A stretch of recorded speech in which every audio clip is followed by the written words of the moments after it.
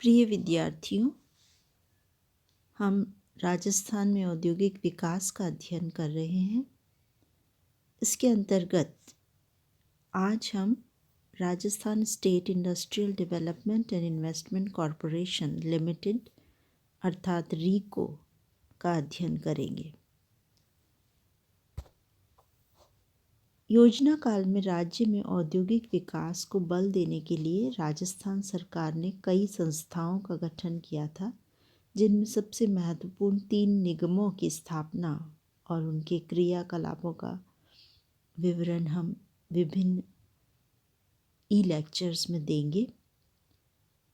ये 3 निगम जो महत्वपूर्ण निगम हैं वो हैं, पहला राजस्थान राज्य औद्योगिक विकास व विनियोजन निगम लिमिटेड या रीको, दूसरा राजस्थान वित्त निगम RFC और तीसरा राजस्थान लघु उद्योग निगम या राजसिको।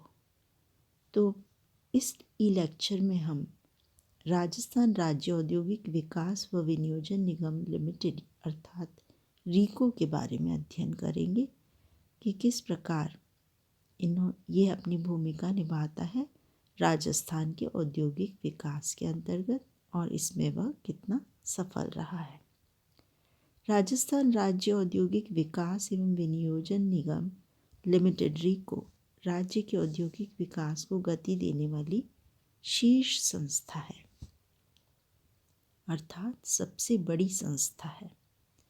यह राज्य में निवेश को आकर्षित करने के लिए औद्योगिक आधारभूत सुविधाओं को विकसित करने एवं वित्तीय सहायता प्रदान करने में मदद करता है।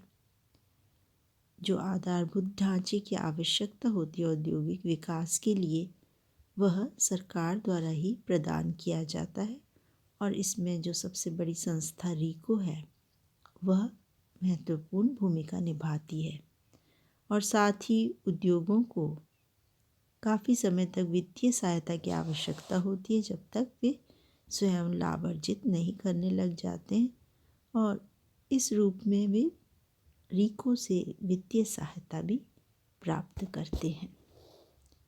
रीको के द्वारा जो वर्ष के दौरान प्रगति की गई है उसको हम अलग अलग सब हेडिंग्स के अंदर पढ़ सकते हैं, जिसमें पहला है आधारभूत विकास। रीको द्वारा वित्तीय वर्ष 2019-20 अर्थात दिसंबर 2019 तक 805.27 एकड़ भूमि विकसित की गई और 365 भूखंड आवंटित किए गए। इस अवधि के दौरान निगम द्वारा औद्योगिक क्षेत्रों पर 159.26 करोड़ रुपये व्यय किया गया तथा 479.76 करोड़ की वसूली की गई।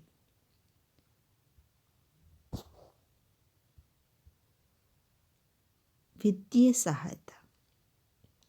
रीको राजस्थान में औद्योगिक विकास हेतु उद्योगों तथा अन्य परियोजनाओं को वित्तीय सहायता प्रदान करता है। रीको राज्य में लघु, मध्यम एवं बृहद श्रेणी की औद्योगिक इकाइयों के विकास के लिए अनेक प्रकार की रियायतें तथा प्रोत्साहन प्रदान करता है, चाहे वो लघु हो या मध्यम आकार की हो या बृहद श्रेणी की। इन 3 श्रेणियों में उद्योगों को विभाजित किया जाता है और इनमें अनेक प्रकार की प्रोत्साहन राशि या छूटें या रियायतें रीको द्वारा प्रदान की जाती हैं। यह उद्यमियों को तकनीकी एवं प्रबंधकीय सहायता सेवाएं भी प्रदान करता है, अर्थात टेक्नोलॉजी अगर चाहिए उद्योगों को तो उसके लिए भी रीको की सहायता उन्हें प्राप्त हो जाती है, और साथ ही अगर मैनेजमेंट या प्रबंधन संबंधी सेवाओं की आवश्यकता होती है तो वह भी रीको से इन उद्योगों को प्राप्त हो जाती है।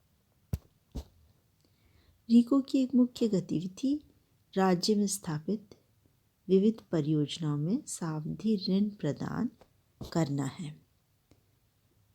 अर्थात एक अवधि के लिए जो ऋण दिए जाते हैं रिको द्वारा वो सावधि ऋण कहलाते हैं। और ये ऋण महत्वपूर्ण गतिविधि है रिको की। राज्य के अंदर जो विभिन्न परियोजनाएं बनाई गई हैं उनको सावधि ऋण प्रदान करता है, क्योंकि परियोजना को पूरा होने में समय लगता है, एक अवधि लगती है, और उस दौरान जो खर्चे होते हैं वो ऋण के द्वारा पूरे किए जाते हैं और परियोजना पूर्ण हो जाने पर वह लौटाए जाते हैं।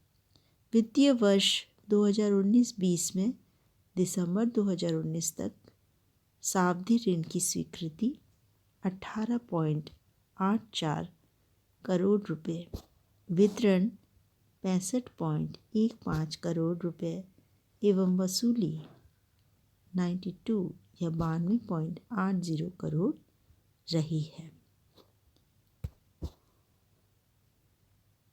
इस प्रकार हम देख सकते हैं कि ऋण संबंधी वितरण की काफ़ी अच्छी भूमिका रिको की रही है।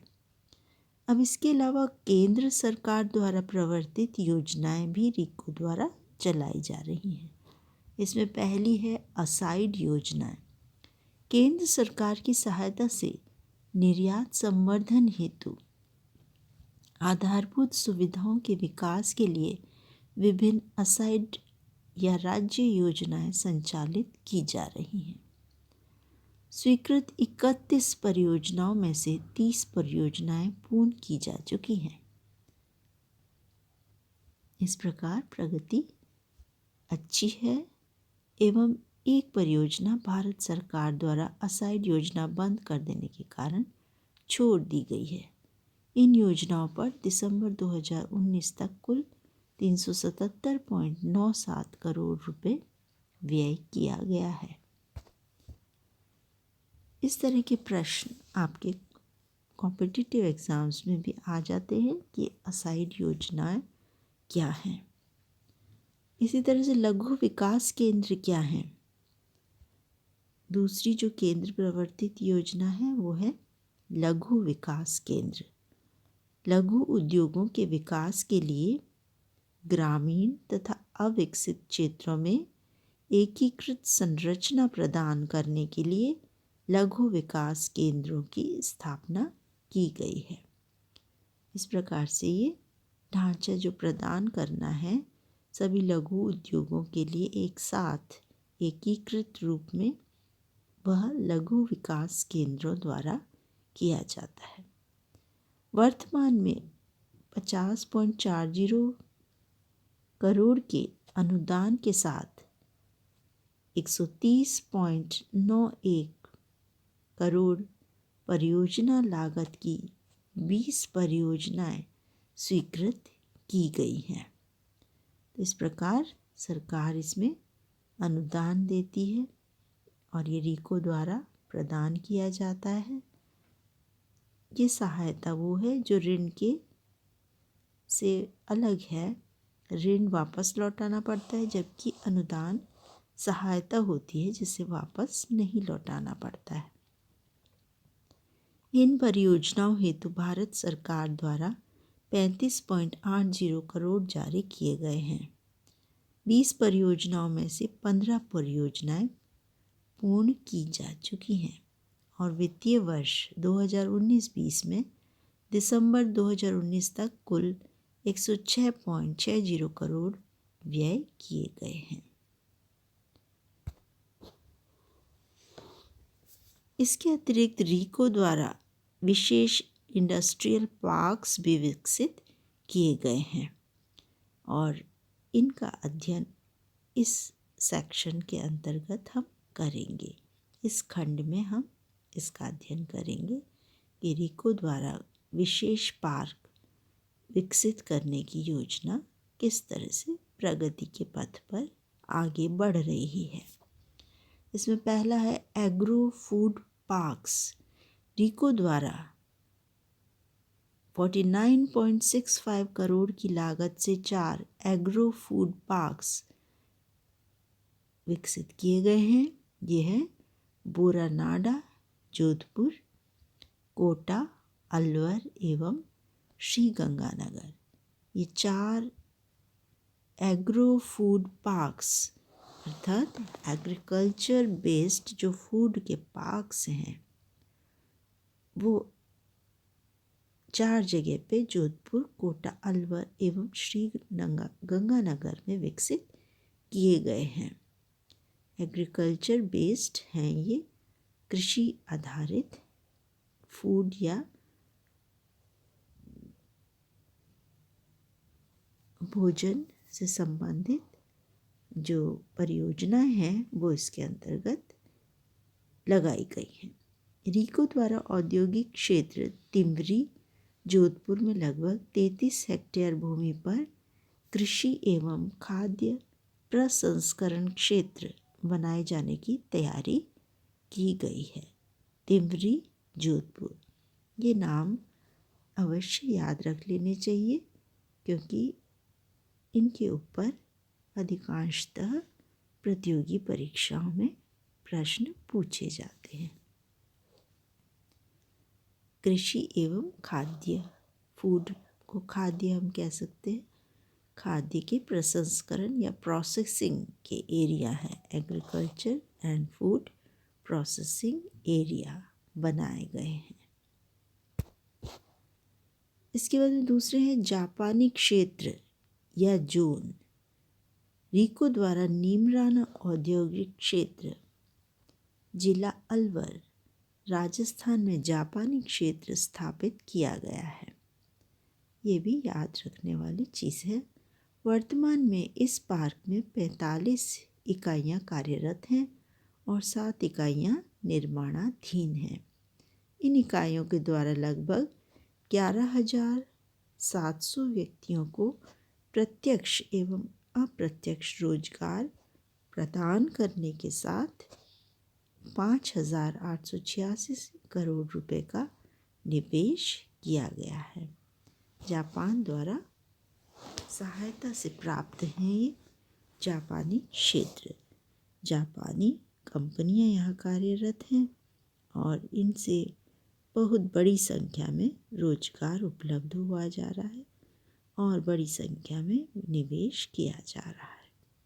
एक अन्य जापानी क्षेत्र अलवर जिले के गिलोट औद्योगिक क्षेत्र में, अलवर जिले में गिलोट औद्योगिक क्षेत्र में लगभग 534 एकड़ भूमि पर स्थापित किया गया है। तो एक नीमराना में है और एक गिलोट में है और जो दोनों ही अलवर जिले में है। इसके बाद है विशेष आर्थिक क्षेत्र या सेज। रीको द्वारा 2 विशेष आर्थिक क्षेत्र जेम्स एंड ज्वेलरी प्रथम एवं द्वितीय सीतापुरा औद्योगिक क्षेत्र जयपुर में स्थापित किए गए हैं। किससे संबंधित हैं? रत्नाभूषणों से संबंधित हैं, जेम्स एंड ज्वेलरी से संबंधित हैं, जो सीतापुरा औद्योगिक क्षेत्र जयपुर में स्थापित किए गए हैं। वित्तीय वर्ष 2019-20 के दौरान लगभग 1,01,112.65 करोड़ का निर्यात हुआ। जैसा हमने देखा था पहले निर्यात के जो ई लेक्चर था उसके अंदर कि रत्नाभूषण जो हैं वो निर्यात का एक महत्वपूर्ण मद है राजस्थान की अर्थव्यवस्था के लिए। तो इसमें बड़ी मात्रा में निर्यात किया गया और बड़ी मात्रा में रोजगार का सृजन भी किया गया। लगभग 11,094 व्यक्तियों हेतु रोजगार सृजन हुआ है। महिंद्रा ग्रुप ने रीको के साथ मिलकर महिंद्रा वर्ल्ड सिटी जयपुर में 4,461 करोड़ रुपए निवेश के साथ बहुउत्पाद विशेष आर्थिक क्षेत्र की स्थापना की है।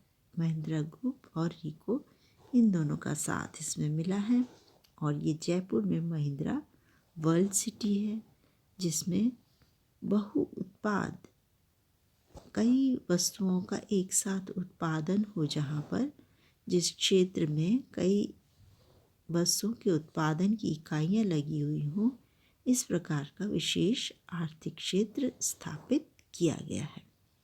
वित्तीय वर्ष 2019-20 दिसंबर 2019 तक के आंकड़े उपलब्ध हैं, इसलिए हम हमेशा देखते हैं कि जो लेटेस्ट आंकड़े हैं वो 19-20 के दिसंबर 2019 तक के हैं।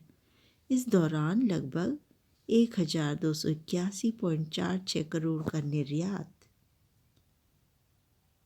और लगभग 39,669 व्यक्तियों हेतु रोजगार सृजन हुआ है।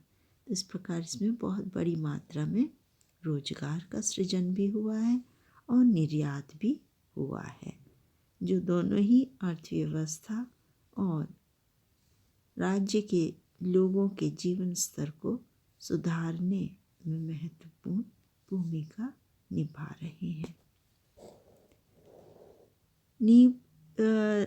रीको की कुछ महत्वपूर्ण गतिविधियां जो प्रारंभ की गई हैं, नई योजनाएं जो प्रारंभ की गई हैं, उनका अब हम अध्ययन करेंगे।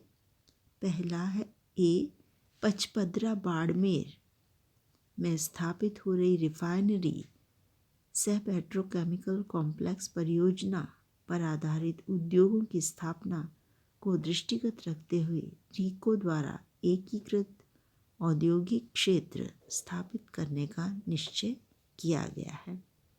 तो ये पचपदरा बाड़मेर में है और पेट्रोकेमिकल कॉम्प्लेक्स बाड़मेर में जो तेल की खोज हुई है, रिफाइनरी बनाने का वहाँ काम हुआ है, उसके साथ पेट्रोकेमिकल कॉम्प्लेक्स परियोजना बनी है और उसके पर आधारित जो उद्योग हैं उनके लिए एक संरचना की आवश्यकता है, एक औद्योगिक क्षेत्र की आवश्यकता है और इस प्रकार का एकीकृत औद्योगिक क्षेत्र पचपदरा बाड़मेर में स्थापित करने का निश्चय किया गया है। रीको द्वारा एकीकृत औद्योगिक क्षेत्र हेतु ड्राफ्ट कॉन्सेप्ट प्लान तैयार किया गया है। पेट्रोकेमिकल कॉम्प्लेक्स परियोजना पर आधारित है ये उद्योग। एकीकृत जोन हेतु बाड़मेर जिले के ग्राम थोब रामनगर में 2609 बीघा भूमि चिन्हित की गई है, जिसके आवंटन की प्रक्रिया राज्य सरकार द्वारा प्रारंभ कर दी गई है। तो ये कौन सा गांव है? थोब रामनगर। इसके अतिरिक्त 1500 बीघा भूमि ग्राम बोरावास कलावा तहसील पचपदरा में रीको के पास उपलब्ध है। दूसरा ग्राम है बोरावास तहसील पचपदरा में कलावा, बोरावास कलावा तहसील पचपदरा। इंडिया स्टोन मार्ट 2019, जैसा हमने देखा था, आयामी पत्थरों के लिए भी राजस्थान एक बड़ा निर्यातक है और इंडिया स्टोन मार्ट इसी तरह के पत्थरों से संबंधित एक बाज़ार है जिसका आयोजन लगातार हर वर्ष सरकार द्वारा किए जा रहा है, जिसमें 10वां संस्करण अर्थात 10वां इस तरीके का आयोजन 31 जनवरी से 3 फरवरी 2019 के मध्य जयपुर में किया गया। इसमें 484 राष्ट्रीय एवं अंतर्राष्ट्रीय प्रदर्शकों अर्थात एग्जिबिटर्स जिन्होंने प्रदर्शनी में भाग लिया और अपने उत्पादों का प्रदर्शन किया तथा बड़ी संख्या में विदेशी क्रेता आपूर्तिकर्ताओं ने भाग लिया।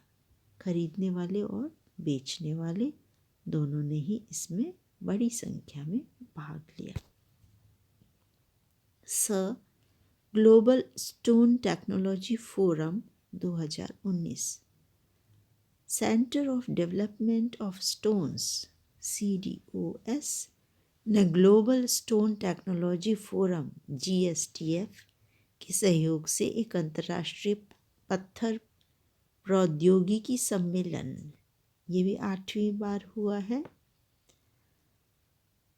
ग्लोबल स्टोन टेक्नोलॉजी फोरम, इसको हिंदी में हम कह सकते हैं अंतर्राष्ट्रीय पत्थर प्रौद्योगिकी सम्मेलन का आयोजन 19 से 20 दिसंबर 2019 को उदयपुर राजस्थान में किया गया। यह फोरम आयामी पत्थर क्षेत्र में नवीनतम और अभिनव तकनीकी प्रवृत्तियों पर ध्यान केंद्रित करता है। टेक्नोलॉजी से संबंधित है ये। Global stone technology forum GSTF आयामी पत्थर के उपयोगकर्ताओं एवं उत्पादकों के अलावा अन्य हितधारकों जैसे प्रौद्योगिकी एवं मशीनरी आपूर्तिकर्ताओं, आर्किटेक्ट्स, इंजीनियर्स और बिल्डर्स आदि द्वारा सभी प्रतिभागियों के लाभ हेतु परस्पर संवाद करने एवं अपने अनुभव को साझा करने के लिए एक आदर्श मंच है। ये इसका महत्वपूर्ण योगदान है। यह एक मंच प्रदान करता है जहाँ सभी मिलकर, चाहे वो आपूर्तिकर्ता हों या सप्लायर्स हों या आर्किटेक्ट्स हों अर्थात इंजीनियर्स जो बिल्डिंग इत्यादि बनाने का काम करते हैं, इंजीनियर्स और बिल्डर्स, ये सभी नक्शे जो बनाते हैं वो आर्किटेक्ट्स हैं, बिल्डिंग्स जो बनाते हैं वो इंजीनियर्स हैं और बिल्डर्स जो अपना पैसा लगा के फाइनेंसिंग करते हैं, और प्रौद्योगिकी एवं मशीनरी आपूर्तिकर्ताओं, इन सब के बीच में संवाद स्थापित करने का, जिससे कि अपने व्यवसाय को अधिक उन्नति प्रदान कर सके, ये एक आदर्श मंच प्रोवाइड करता है। इस सम्मेलन में उदयपुर, राजसमंद एवं आसपास के स्टोन क्लस्टर्स के उद्यमियों द्वारा बड़ी संख्या में भाग लिया गया। रीको द्वारा विकसित औद्योगिक क्षेत्रों में कौशल विकास को बढ़ावा देने के लिए राष्ट्रीय राजधानी क्षेत्र में प्रशिक्षण तंत्र स्थापित करने की पहल की गई है। जहाँ एक और टेक्नोलॉजी महत्वपूर्ण है, वहाँ इस टेक्नोलॉजी को इस्तेमाल करने के लिए कौशल का विकास, स्किल्स का विकास करना भी लोगों में ज़रूरी है। जापानी क्षेत्र नीमराणा अलवर में जापानी institute of manufacturing excellence JIM की स्थापना कहाँ पे? नीमराना अलवर में। किसकी ओर से? जापान की ओर से जापानी institute of manufacturing excellence, manufacturing में उच्चतम स्तर को प्राप्त करने के लिए विनिर्माण के क्षेत्र में क्वालिटी को बढ़ावा देने के लिए की स्थापना के लिए टोकन राशि 20,000 वर्ग मीटर भूमि आवंटित की गई है। इस संस्थान में डाइकिन द्वारा एयर कंडीशनिंग, डाइकिन जो है एजेंसी, वो एयर कंडीशनिंग, इंजीनियरिंग, ड्राइंग, अंग्रेजी, गणित, सॉफ्ट स्किल्स आदि में प्रशिक्षण प्रदान किया जाएगा। ये सभी उद्योगों के लिए बहुत आवश्यक हैं और एक साथ इनका प्रशिक्षण प्राप्त करना आवश्यक होता है। Daikin education and skill development society special purpose vehicle SVP ने संस्थान के लिए भवन निर्माण पूर्ण कर लिया है। इसकी तैयारी इस प्रकार से हो रही है। इस तालिका में हम लक्ष्य और उपलब्धियों से संबंधित तुलना कर देख सकते हैं, जिसके अंदर भौतिक लक्ष्य और वित्तीय लक्ष्य और इनकी उपलब्धियां दर्शाई गई हैं। जिनके बारे में हमने पहले पढ़ा था, उसको हम एक सारणी के रूप में इस प्रकार से संक्षिप्त रूप में प्रस्तुत कर सकते हैं। वित्तीय सहायता सावधि ऋण, आधारभूत विकास और अन्य, इन 3 श्रेणियों में है। किस रूप में? सावधि ऋण के रूप में है वित्तीय सहायता, आधारभूत विकास के रूप में है और अन्य के रूप में। इसमें सावधि ऋण में स्वीकृति का लक्ष्य 175 और उपलब्धियां 18.84, वितरित 100 का लक्ष्य 65.15, वसूली 145 का लक्ष्य और 92.80 उपलब्धियां। तो इस प्रकार हम देखते हैं कि लक्ष्य से उपलब्धियां काफ़ी कम हैं, जबकि यदि हम देखें स्वीकृत से वितरित सावधि ऋण बहुत अधिक है और वसूली उससे भी अधिक है, जो प्रगति को इंगित करता है। आधारभूत विकास में भी लक्ष्य अधिक और जो उपलब्धियां हैं वो थोड़ी कम है, लक्ष्य से काफ़ी कम है, परंतु प्रगति दर्शा रही है। आधारभूत विकास पर व्यय चूँकि लक्ष्य से कम है, इसीलिए हमें उपलब्धियां भी कम दिखाई देती हैं। व्यय को अधिक बढ़ाकर उपलब्धियों को भी बढ़ाया जा सकता है। वसूली में स्थिति अच्छी है पर व्यय में स्थिति सही नहीं है और उसको सुधारे जाने की आवश्यकता है।